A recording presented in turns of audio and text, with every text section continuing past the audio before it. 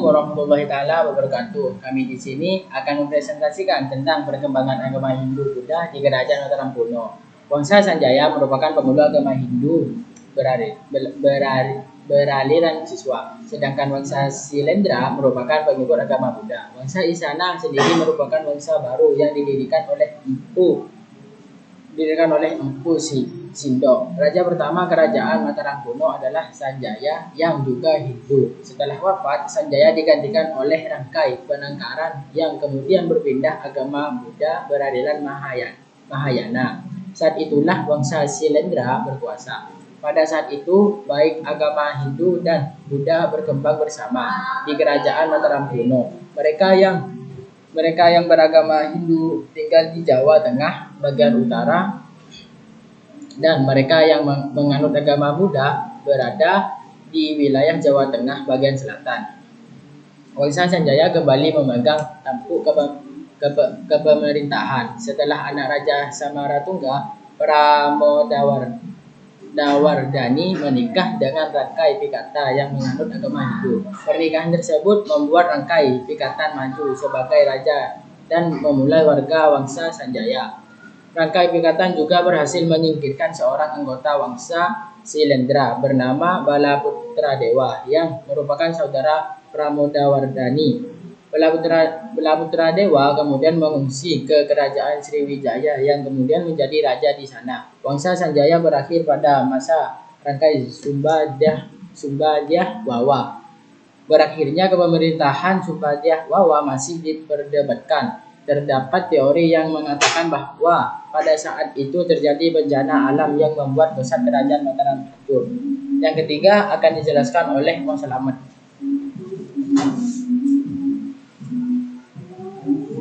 Bismillahirrahmanirrahim.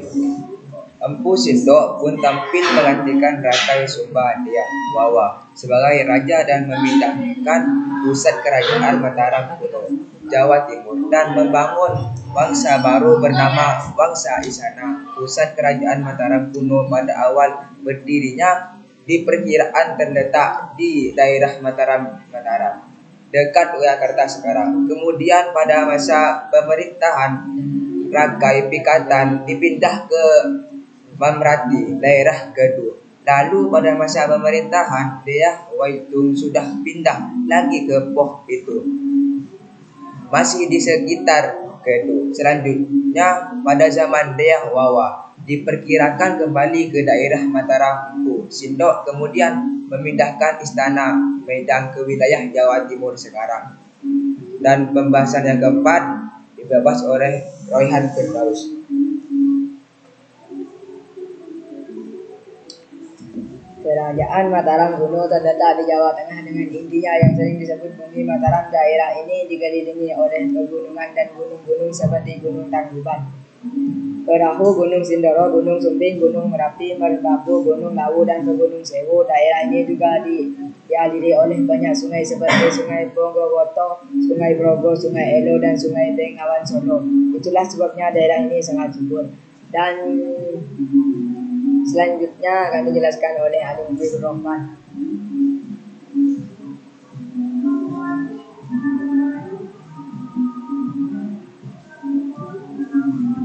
Yang nomor 5 yaitu Presti Canggal ditemukan di halaman Candi Guning, Bukil di Desa Canggal Braka tahun 732.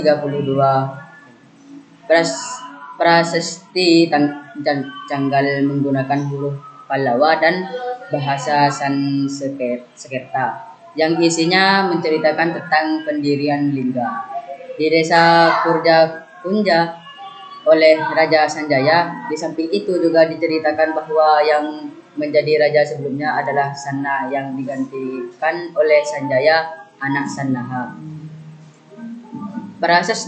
Prasasti Kalasan ditemukan di Desa Kalasan, Yogyakarta berangkat tahun 778. Ditulis dalam huruf Pranagari dan bahasa Sanskerta.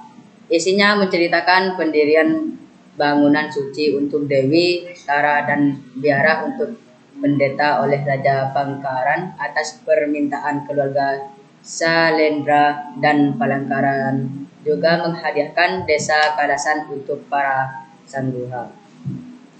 Prasasti Mantiasih ditemukan di Mantiasih Kedu, Jawa Tengah Barangka 1907 yang menggunakan bahasa Jawa kuno. Isi dari prasasti tersebut adalah daftar silsilah raja-raja Mataram yang mendahului Rakai Watukura Diyah Walitung, yaitu Raja Sanjaya, Rakai Penangkaran, Rakai